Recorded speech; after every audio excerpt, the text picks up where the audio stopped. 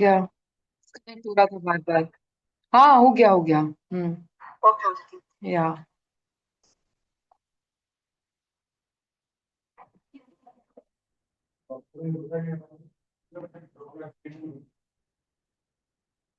Hello, Right. Good evening. Let me Good allow evening. Everyone first. आज नीलेश जी और हिना आराम से अच्छे से नजर आ रहे हैं दोनों।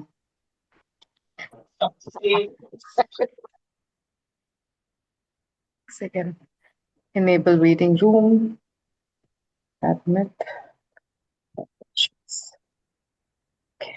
Yeah, all right. So, hi, good evening, Good evening. everyone. ma'am.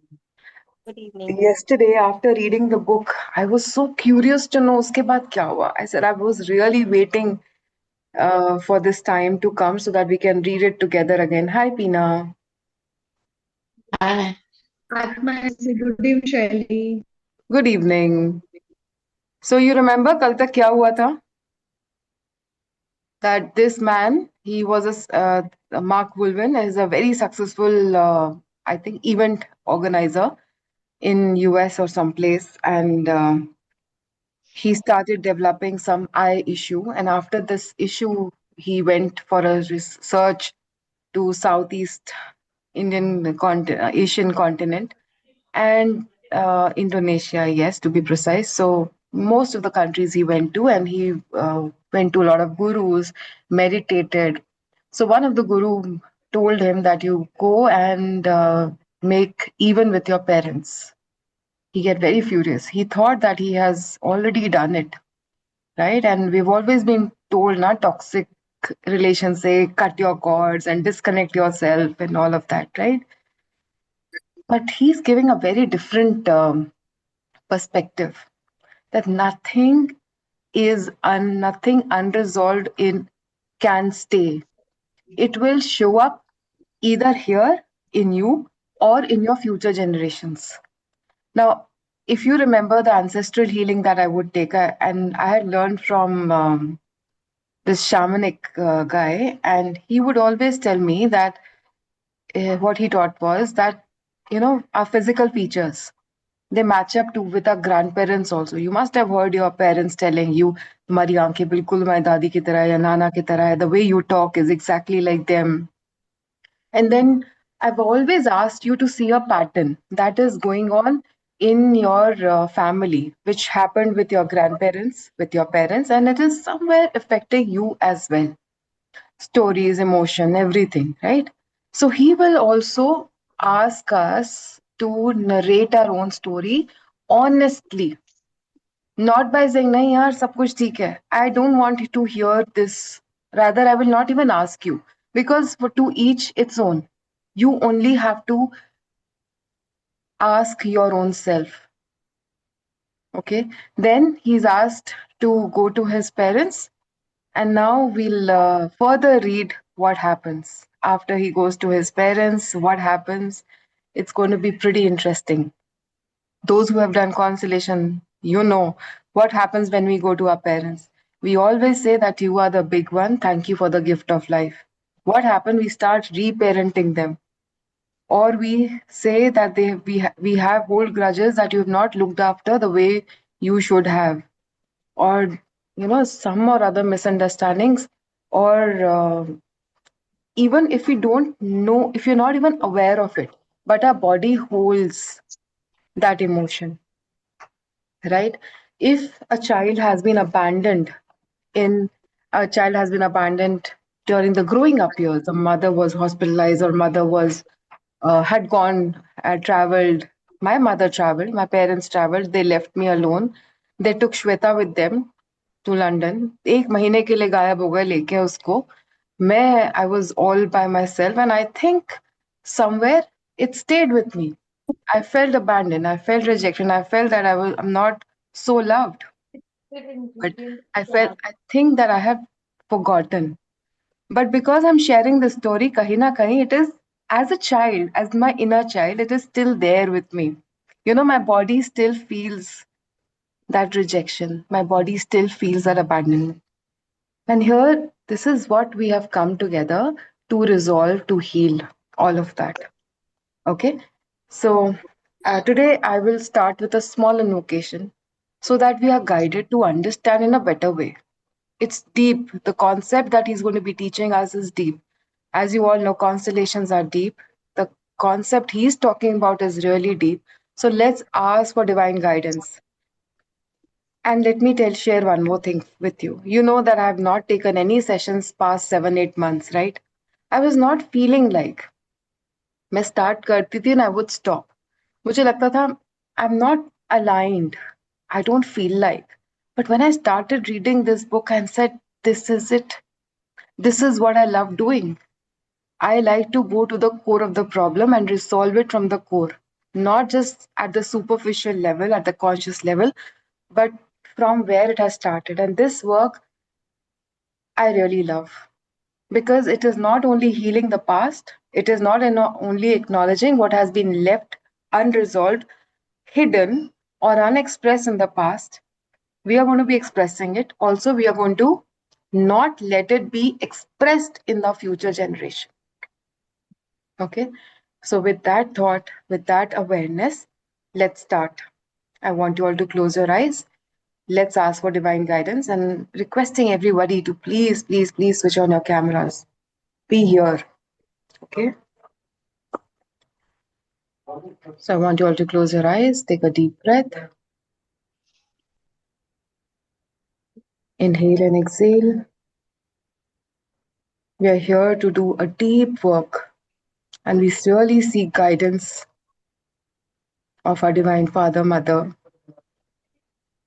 of all the holy gurus, of all the angels, archangels, healing angels, our spiritual helper, our spirit guides, our guardian angels to be with us, guiding us, our ancestral angels to help us resolve all that is ready to be resolved, ready to be seen, ready to be healed in each one of us,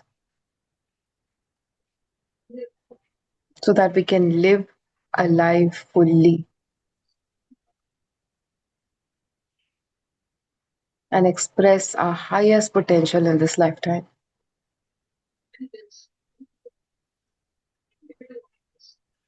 We seek your guidance, we seek your healing, we seek the understanding.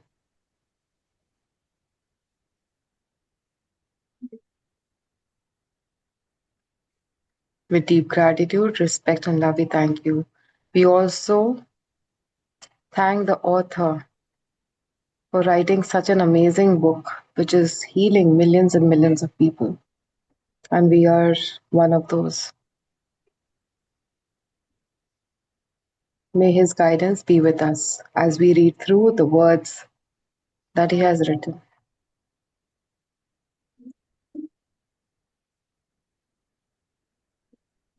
And gently, slowly, whenever you're ready, you can open your eyes.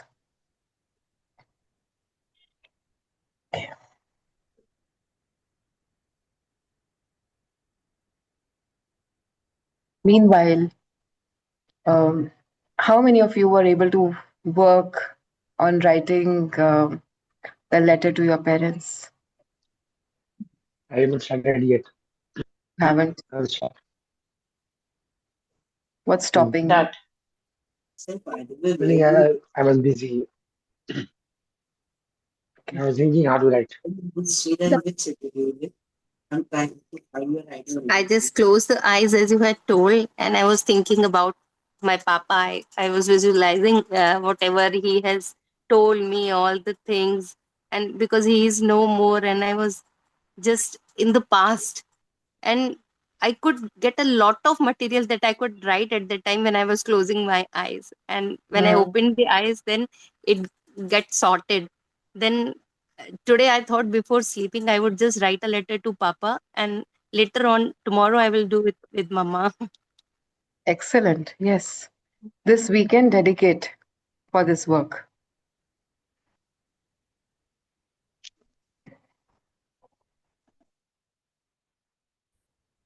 Let's start with this work that we are doing.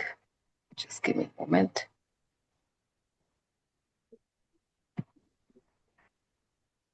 Okay. So we were here. This time I heard what was being said. The great teachers know. The truly great ones don't care whether you believe in their teachings or not. They present a truth, then leave you with yourself to discover your own truth. Adam Gopnik writes about the difference between gurus and teachers in his book Through the Children's Gate. A guru gives us himself and then his system. A teacher gives us his subject and then ourselves. The great teachers understand that where we come from affects where we go, and what sits unresolved in our past influences our present. What sits unresolved in our past influences our present. They know that our parents are important, regardless of whether they are good at parenting or not. There's no way around it. The family story is our story, like it or not. It resides within us. Regardless of the story we have about them, our parents cannot be expunged or ejected from us. They are in us and we are a part of them.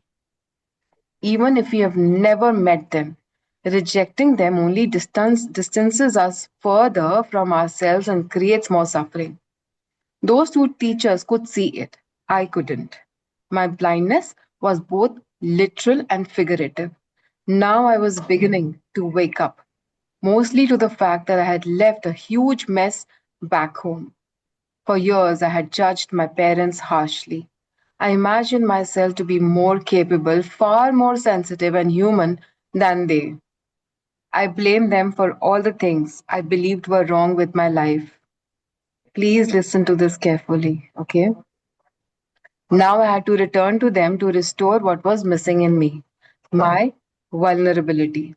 I was now coming to realize that my ability to receive love from others was linked to my ability to receive my mother's love. I'll read this again. I was now coming to realize that my ability to receive love from others was linked to my ability to receive my mother's love. So, most of the time, mothers are unavailable, and especially in the past generation, they were so busy with their household work, or maybe if they were working with their work, that they could not give good time to their children. They did not, they were not loved, they did not know how to love, they did not know how to give love. And that restricts our receiving love from others because for everybody, love is very different. If I ask you to write what is love for you, everybody, each one of you will give their own story basis what you know about love. Not the filmy love, okay? What you have seen in Bollywood and Hollywood, talking about your own life. It's going to be very different. We are going to find ways also to resolve this. Now, still taking in her love was not going to be easy. I had such a deep break in the bond with my mother that being held by her felt like being squeezed in a bear trap. My body would tighten in on itself as if to create a shell she couldn't penetrate. This wound affected every aspect of my life, especially my ability to stay open in a relationship. My mother and I could go months without speaking. And when we did speak, I'd find a way through either my words or my armored body language to discount the warm feelings she showed me.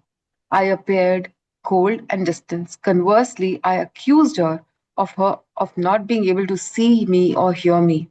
It was an emotional dead end. Determined to heal our broken relationship, I booked a flight home to Pittsburgh. I had not seen my mother in several months. As I walked up the driveway, I could feel my chest tighten. See, your body shows, your body knows. That's why I asked you. Think of your father. Imagine him right in front of you and just stay silent for 90 seconds. And now see, observe what is happening to your body.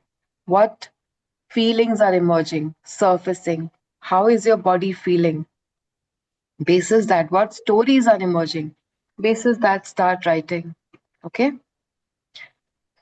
I wasn't sure our relationship could be repaired. I had so many raw feelings inside. I prepared myself for the worst, playing out the scenario in my mind. She would hold me, and I wanting only to soften in her arms. would do just the opposite. I would turn to steel. And that's pretty much what happened.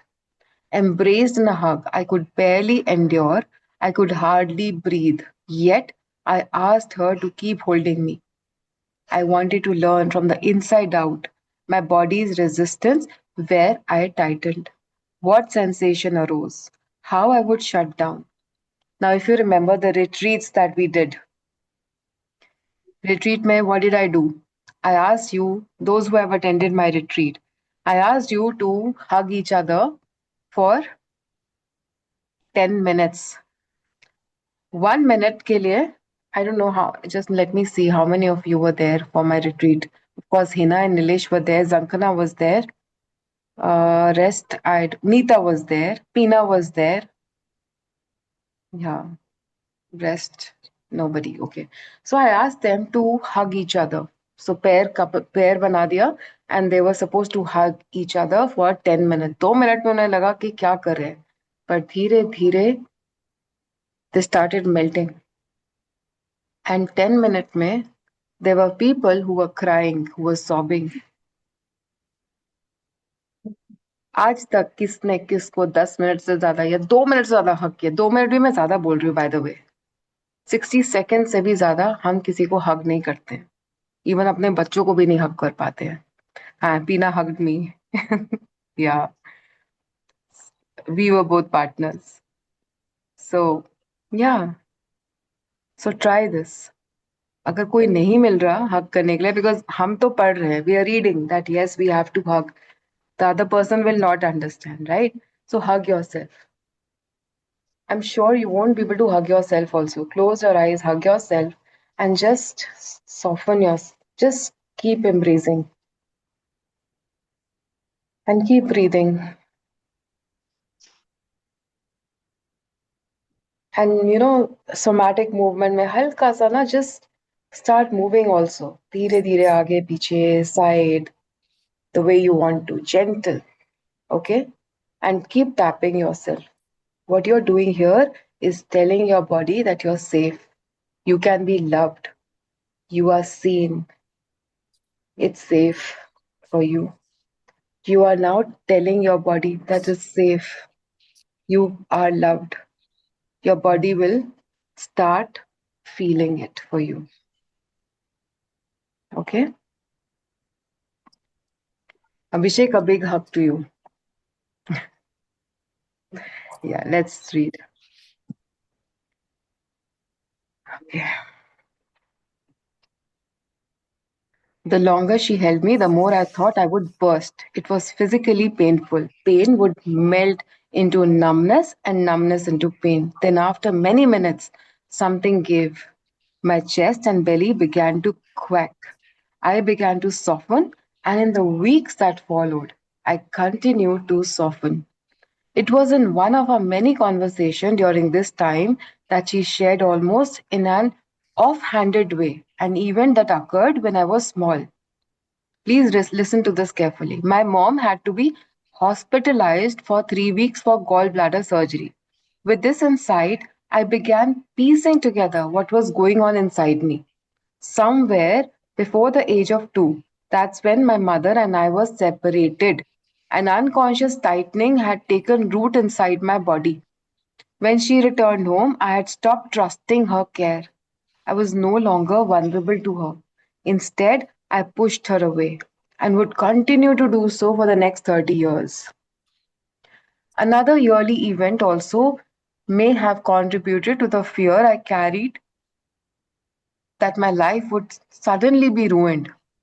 My mother told me that she experienced a difficult labor while giving birth to me, one in which the doctor used forceps.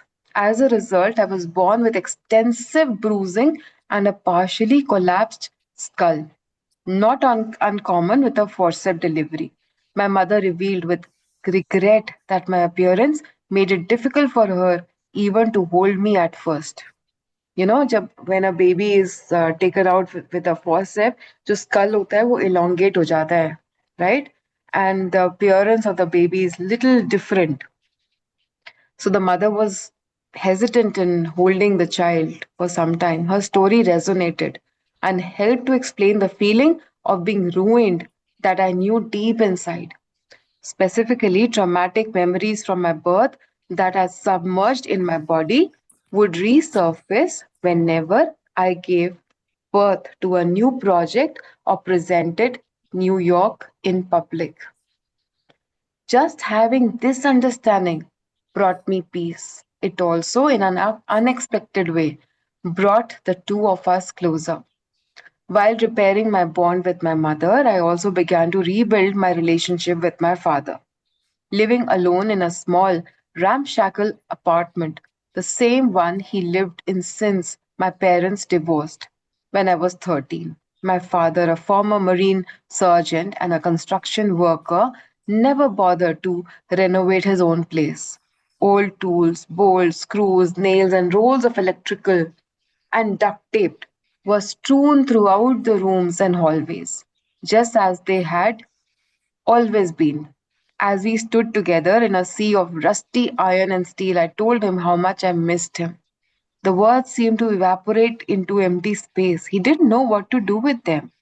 The father could not understand. He didn't know what is love and how to give love.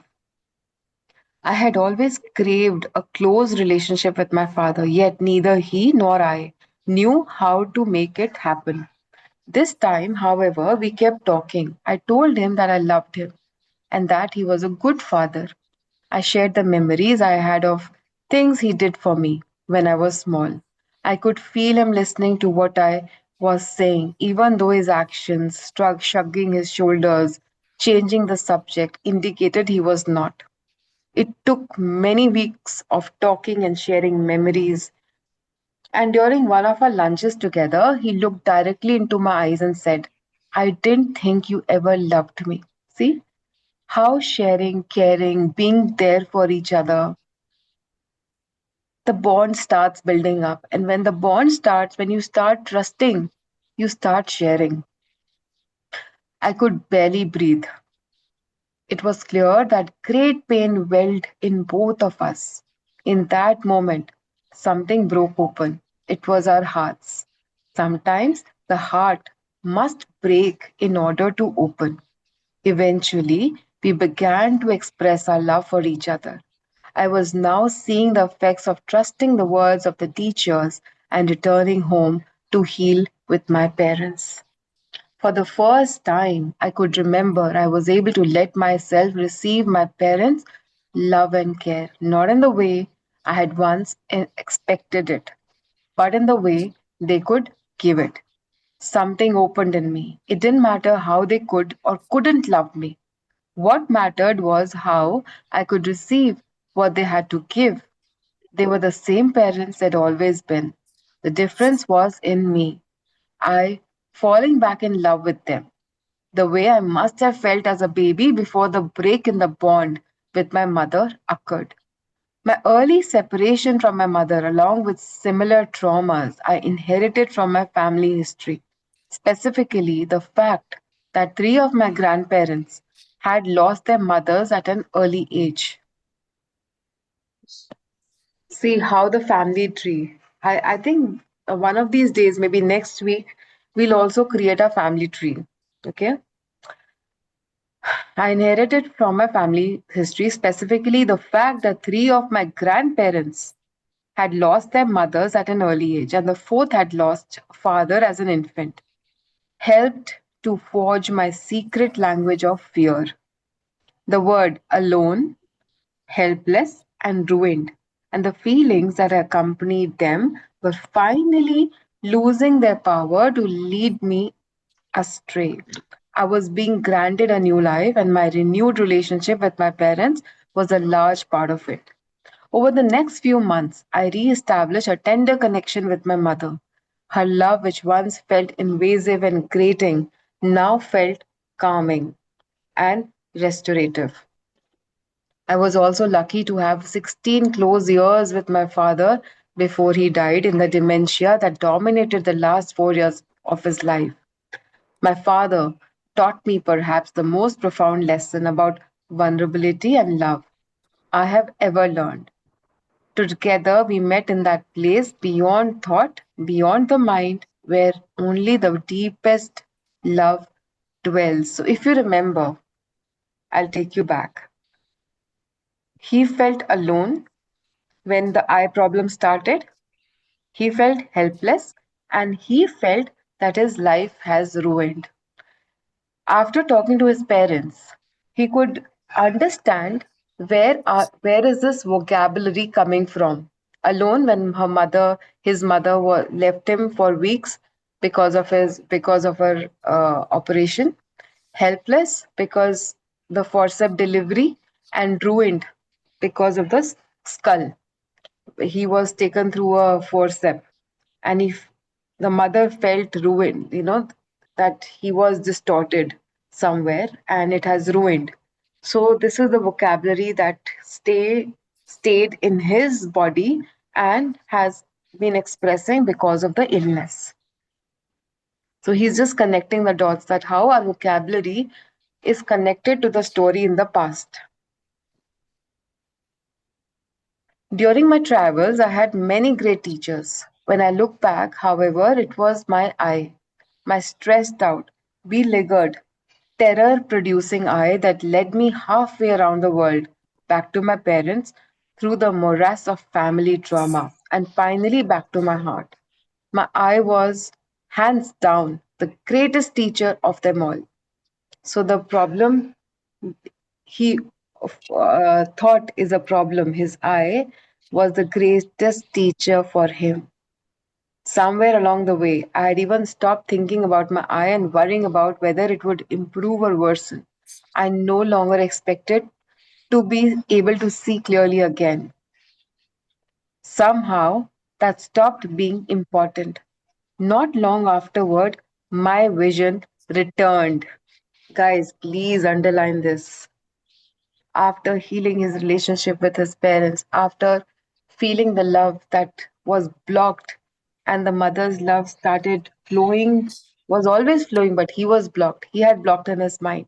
When he started receiving the love of his mother, when he made even with his father, and slowly, slowly, when he was least expecting, he was not even thinking about his eyes. That was the time when his vision returned. He hadn't expected it. I hadn't even needed it to. I had learned to be okay no matter what my eye was doing. Now, today, my vision is 20/20, even though my ophthalmologist swears that with the amount of scarring I still have on my retina, I shouldn't be able to see.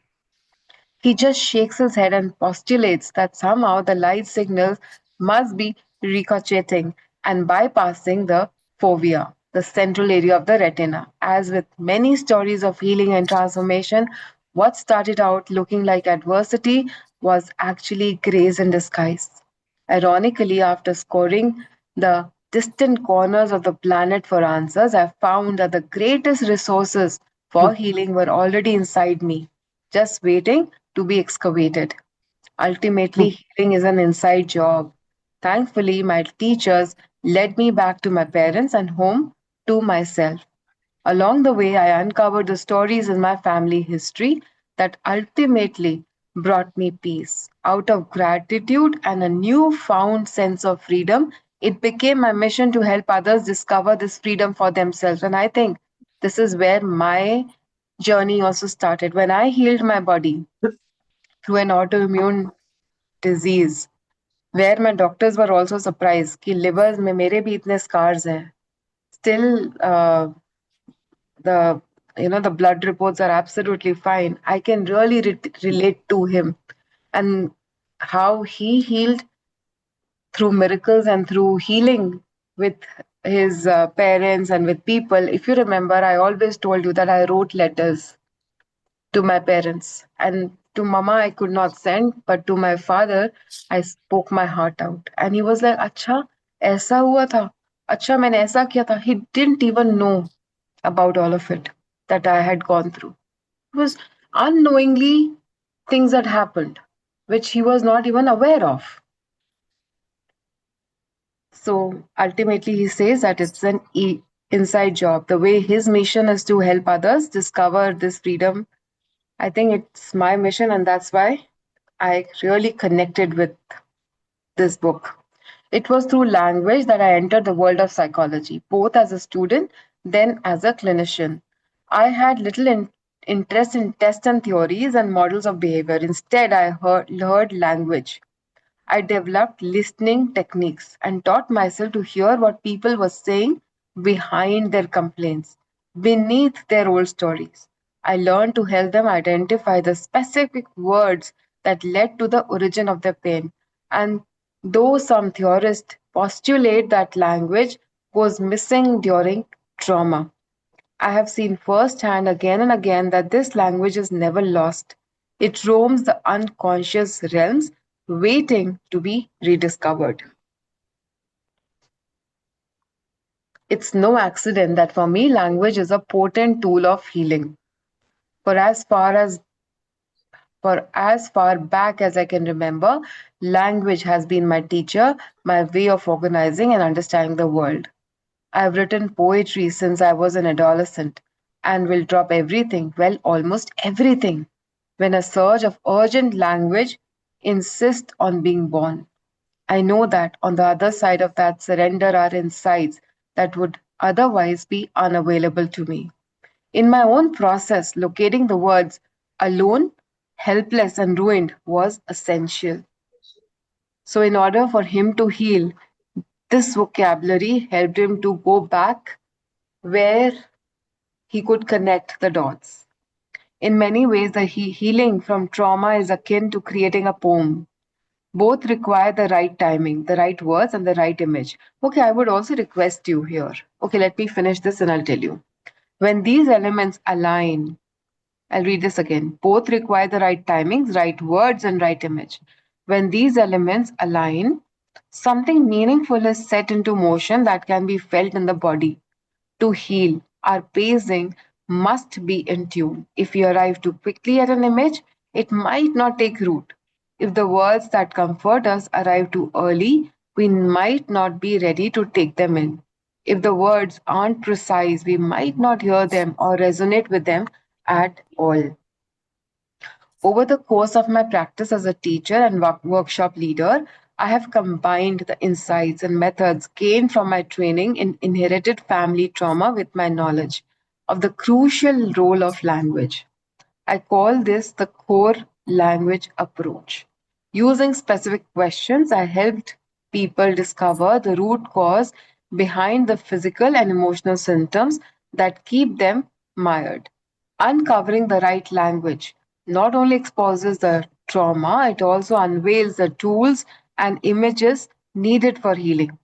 In using, so he's going to describe about the tools later on, but he's just giving us what he does to help people. I witnessed deep rooted patterns of depression, anxiety, and emptiness shift in a flash of insight.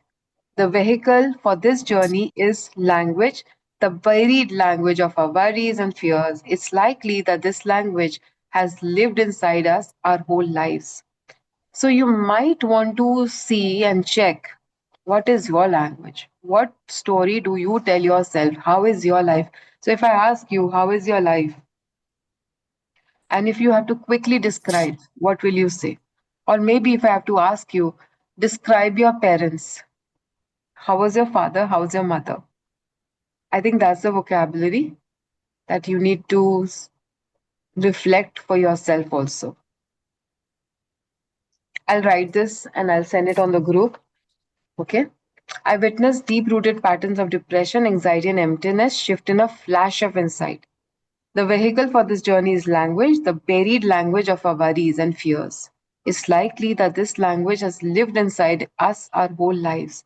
It may have originated with our parents or even generations ago with our great grandparents. Our core language insists on being heard. When we follow where it leads and hear its story, it has the power to diffuse our deepest fears. Along the way, we are likely to meet family members, both known and unknown. Some have been dead for years, some aren't even related, but their suffering or cruelty may have altered the course of a family's destiny. We might even uncover a secret or two hidden in stories that have long been laid to rest. But regardless of where this exploration takes us, my experience suggests that we'll arrive at a new place in our lives with greater sense of freedom in our bodies and an ability to be more at peace with ourselves. Throughout this book, I have drawn on the stories of the people I've worked with in my workshops, trainings, and individual sessions. The case Meera details are real, but to च- protect their privacy, छोटू एक second, let me just mute everyone.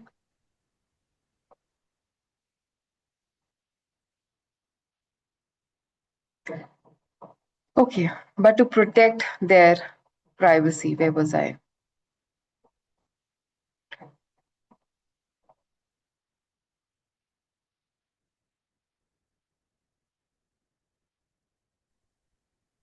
Hmm.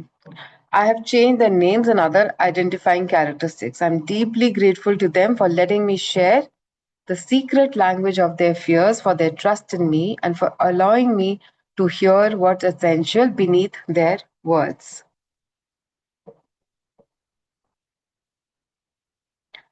Part 1, The Web of Family Trauma. I think we'll read it tomorrow. Maybe we'll just read one. Trauma, lost and found. The past is never dead, it's not even past. A well documented feature of trauma, one familiar to many, is our inability to articulate what happens to us. I think we'll read it tomorrow. Let me see. Okay. I want to see everybody on the camera, please. What have you understood? Any questions, anything? So, from Monday onwards, we'll start working.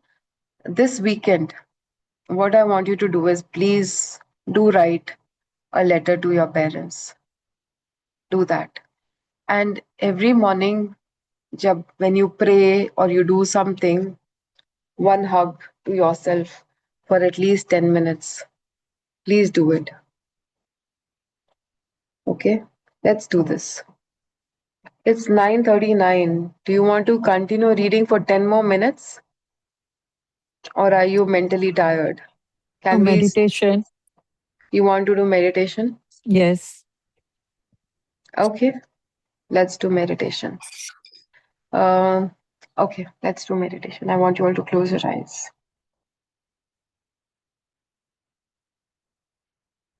Yeah, Suma, 10 more minutes. 10 minutes, we'll do the meditation. Okay. I'll do the grounding meditation today with you people.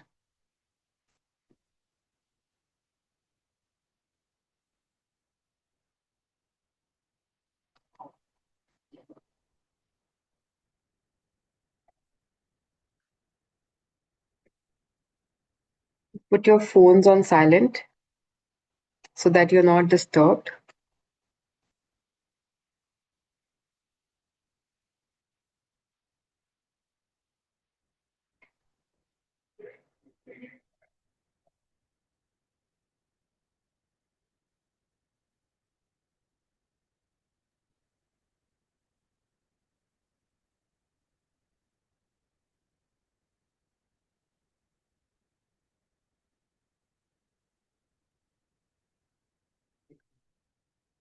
All right, so close your eyes, take a deep breath in and out.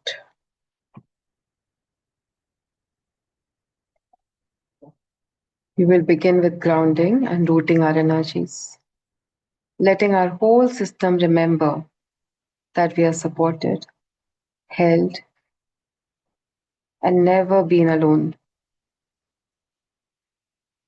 Take a slow breath in and let it out. When trauma happens, our personality splits. That's why I always tell you that let's bring back all our scattered energies back to us. Some part freezes, some part splits,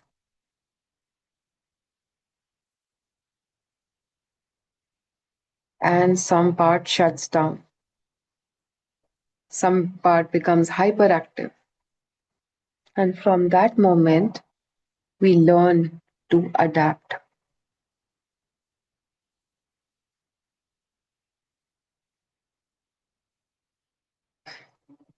Let's see ourselves with love today.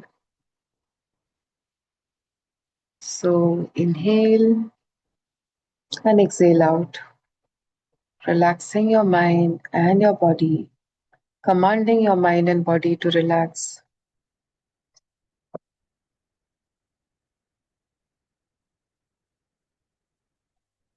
Inhaling lots of love, peace, and joy, and exhaling out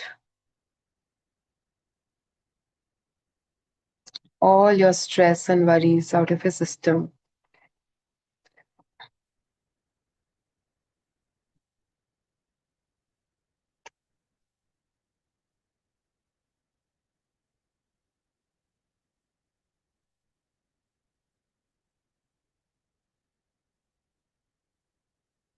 Allow your body to relax.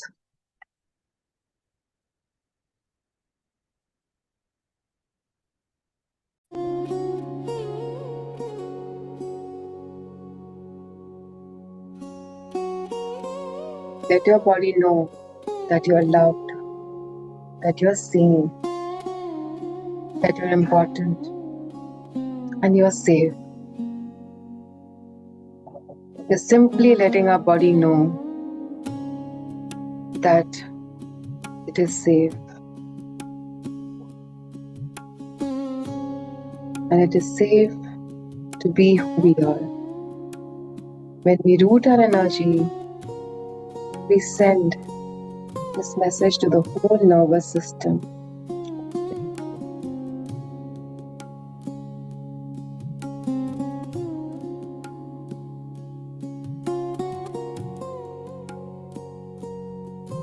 With your feet nicely on the ground,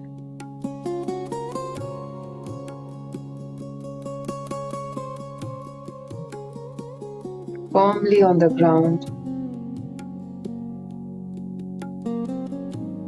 allowing yourself to be fully seen, heard, loved, rooted in the ground.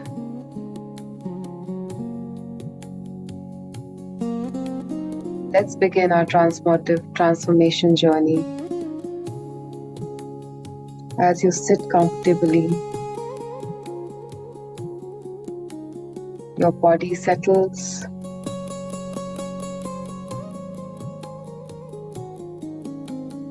Continue to breathing in and out, relaxing.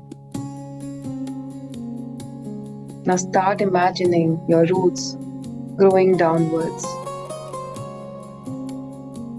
into the earth. No effort, just a natural extension of your body.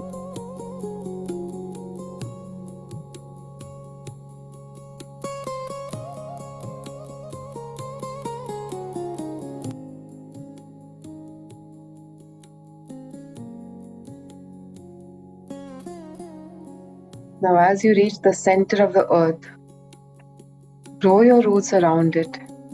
Anchor yourself, connecting to the core. Breathe in and breathe out. Now imagine the earth telling you, I've got you. You can release now. Let your body hand over anything it no longer needs to hold. Any tension, pressure, anxiety, fear. Release it to me. Mother Earth is asking you. She's holding you. Let it all flow down the roots. Let it all flow into the earth. Give yourself permission to release everything your body doesn't need anymore to a place where it can be recycled, given back to the mother. Again, breathe in and breathe out. You don't have to carry it all. You are supported. You are safe. You are home. Allow the exchange to happen between you and the earth. You're giving it back what doesn't belong into your body anymore. You're letting it take from you. As a mother, take the pain from a child. Let Mother Earth soothe you, care for you, and let your body remember Mother's love. Breathe in and breathe out.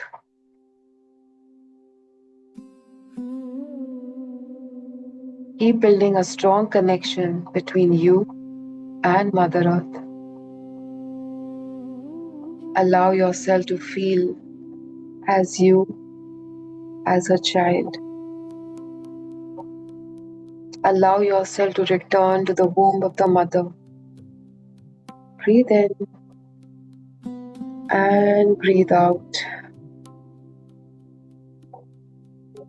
Stay with this connection as long as it feels nourishing, healing,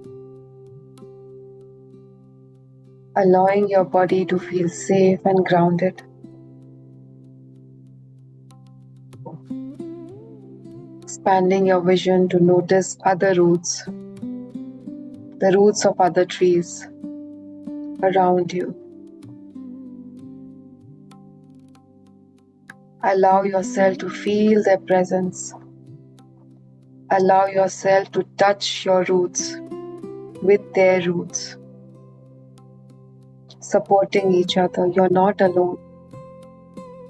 You're surrounded by the forest.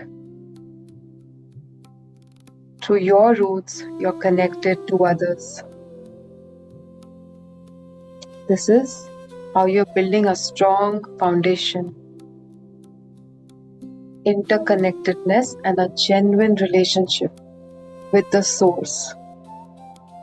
Breathe in and breathe out. Allow yourself to feel the genuine connection that you always craved for. Allow your roots to be witnessed and touched by the root of others. Breathe in and breathe out. You are safe. You're connected. You are supported.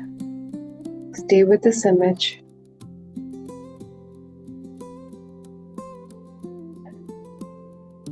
Stay with the image of being supported, of being held, loved by the source, the Mother Earth who's sustaining you.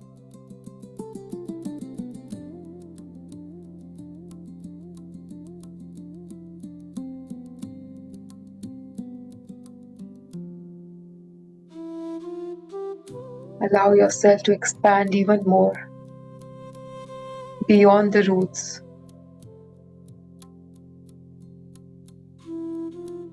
Beyond the trunk of your trees, beyond the branches, and notice your environment around you. Notice the quality of it. Notice the interconnectedness that you have now with the source.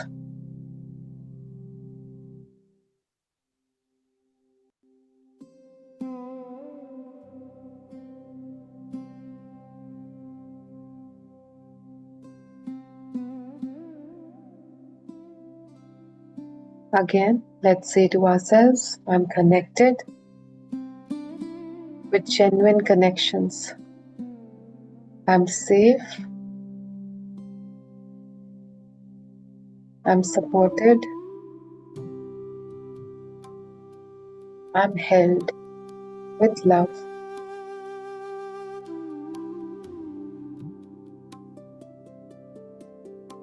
One hand on your heart as you give this assurance to yourself.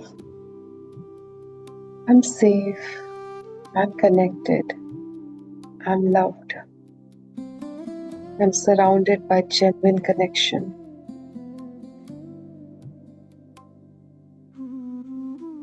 Start coming back to the center of you. Slowly and consciously bring your awareness to the heart, the center of your being. Come back, keeping the awareness to your heart, opening your heart, letting your heart feel the love that you felt with Mother Earth.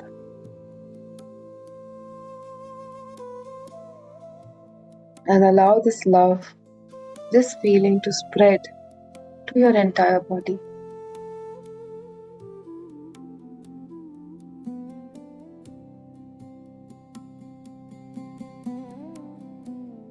Bring this awareness, feeling of being seen and support within you.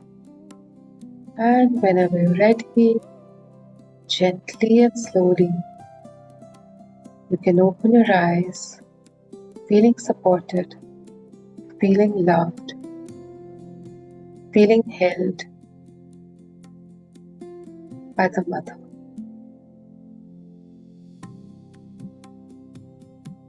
Rub your palms, massage your face.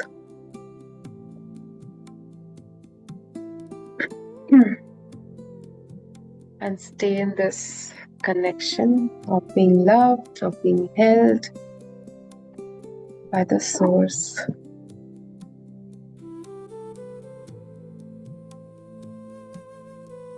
I see the calmness you might not see in. I've been noticing this calmness. I'm so happy. So thank you, everyone. Thank you, Shelly ji. Shelly ji, my right leg became very heavy and I was crying throughout my meditation. Why? Crying. Yeah, I don't know. Releasing. I would always say crying is a good sign of releasing. It Okay. touched some part of you which you were not even aware of, that needed healing, that wanted awareness. Sometimes goosebumps come, sometimes you cry, sometimes the tears just flow out of nowhere. So your body can feel it that you cannot sense, that you cannot even think of. Yeah, it's true. Thank you. Allow this in your space. Okay? Yeah. Thank you. All Thank right. you. Okay. Thank you so much. Thank you, Thank you. Shelly. Thank you so much, Shelly. Yes, Thank you Tina, so you want to much, say ma'am. something? The meditation was awesome. Thank you Please so much, share it on the ma'am. group. I will be Thank you sharing so this much. recording on the group. Please I'll share it. share it now. Okay? Okay. Ma'am, the music Thank is you so so much. soothing. Even Yes. yesterday, the music was so soothing. So music I think heals, it, no? Music yes, really it Yes. helps healing a lot, a lot. Yeah. And I've sent Mahakal Arti on the group once. Just close your eyes and listen to that music. It breaks Can you down share again, a lot Shelly? of you. I'll share it on the group. It really heals beautifully. I'll share some music that I started listening to past so many weeks, and I'm really seeing the calmness coming back in me. I'll share it. Share these music Instantly, YouTube it with you. affects instantly, giving us calmness. Yes, music really calms. Great, I'm so happy. पहले वो भी share कर देना group पे वो प्रचोदयात Lakshmi Vishnu Gayatri Wala. I'll share all the music that I play in my constellation. Constellations, yeah. For bringing healing into lives. I'll share all the music, okay? All right. Thank you. Sessions, Take ma'am. care. Good night. Thank you. Bye-bye. Thank you. Class करनी है Goodbye. Saturday को? If you want to do the class, Yeah. Good night. I'm free tomorrow. No, Saturday, Sunday. No. Okay, I'll put a poll. In case I get the maximum, maybe I'll take the class. Sunday we'll keep it free. Okay? Let's keep Sunday free because the coming week, Saturday, Sunday, anyways, I won't take the session. By chance, we If you miss, then recordings are there with you. yeah, by chance we can't attend Record will be there, na? Sorry? Shelly. Recording with the by choice if tomorrow we not attend. Record will be available. We can listen it Sunday. Yeah, of course. Listen anytime, number of times. Yeah. Yes, yes. Thank you Okay. so much.